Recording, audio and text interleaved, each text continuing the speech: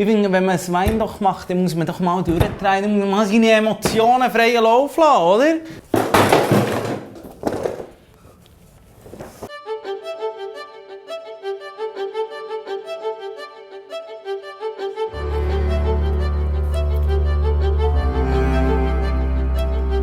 Ich bin der Nico.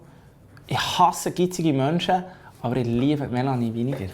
Melanie, du weißt, wir nerven extrem gitzige Menschen. Ich finde das ist das Schlimmste, was es gibt. Und meistens sind es echt die Reichen. Gitzige Leute, das sind nämlich Räppli-Spalter. Du gehst essen mit den Freunden, das habe ich schon viel erlebt. Wenn man es nicht 5 teilt, also gibt es Leute, die echt gerne, ja, ich möchte alles einzeln zahlen. Ich habe nur den Gemischtsalat genommen und nicht den griechischen Salat. Gibt es Leute, die wirklich darauf bestehen, dass sie noch 2 Franken weniger zahlen.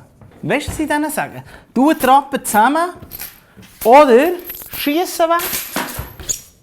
Brauchst du nicht. Ist das gut mit den Münzen? Ja. Nicht? Haben wir ja schon etwas zu trinken eigentlich? Du musst jetzt auch etwas zu trinken haben. Zum Wohl. Früher habe ich in einem Kleiderladen geschafft, so einen Studienjob. Und dann hat es die Leute gegeben, die sind gekommen, du hast sie beraten, eine halbe Stunde, hast dir Mühe gegeben. Dann gehen die das online bestellen, nur weil sie 10 Franken günstiger wegkommen. Das kann es nicht sein, irgendwo geht doch das geht nicht auf. Hey, im Fall, das ist ein scheiß Thema, ich weiss nicht mehr, was darüber reden. Es hat mal eine Initiative gegeben, für den BSC IB zu kaufen. Oder? Ich als Bern war natürlich extrem Fan davon gewesen. Aber in Bern sind die Unternehmen gitzig. Die sind gitzig, die wollen echt den Club nicht kaufen. Nein, ich fange noch nicht an. Das ist Scheiße. Das ist ein Scheiß. Weißt du, warum tust du so gitzig und zeigst keine Gefühle zum Beispiel? Das ist auch so etwas, weißt? Das ist so ein Schweizer Ding, oder? Hier sind alle Leute gitzig mit den Gefühlen. Wenn dir ein Typ gefällt oder so, oder ein Mädchen gefällt, geh doch her und sag, hey, im Fall, du gefällst mir. Du bist... Ich bin nicht gitzig mit meinen Gefühlen. Ich sage, du gefällst mir. Ich gebe einem Wein eine Chance und ich gebe einem Bier eine Chance.